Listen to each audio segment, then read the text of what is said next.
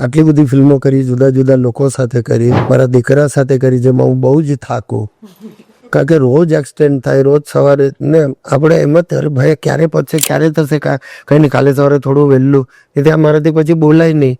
હા હું કે પછી પહોંચી જઈશ, હું આવી જઈશ વહેલો, કે મેં કહું ભાઈ મરશું આવી રીતે રોજ. પણ એનીવે એટલે એ લોકો પણ પ્લાન કરે છે, but when you are so very clear, અને એક દ્રશ્ય તમને લાગે તો એને પહેલા ટેકમાં ઓકે કેવું એ કોઈ ક્રાઇમ નથી, કારણ કે something which can be at one go, one shot and it's okay. અને દરેક સીન એવો જોઈએ એ પણ જરૂરી નથી. જે હું કહેતો હું डीओपी ने यार देख ना एक और ले ले, ऐसे हाँ हाँ हाँ मत बोलो यार, हाँ चलो हो गया टाइम, ऐसा नहीं, એવું નહીં. ટાઈમ નથી બચાવવાનો, પ્રોડક્ટ સારું બનાવો. જરૂર પડશે ને કાલે લાગશે કે આપણને અરે ભાઈ ગડબડ છે ને 7 દિવસ બીજું કરવું, અમે તૈયાર છે, અરે મારે પૈસા નથી લેવા, પણ આપણને જરૂર છે ને આ પિક્ચર માટે, તો બીજા 7 દિવસ ફરીથી કરીશું. નિર્માતાને ક્યાંય એમ ન થવું જોઈએ કે કચાશ તમારા પહેલાથી ના ના ના ના ના, એ અમારી મોરલ ડ્યુટી છે બધાની, એવરીબડી.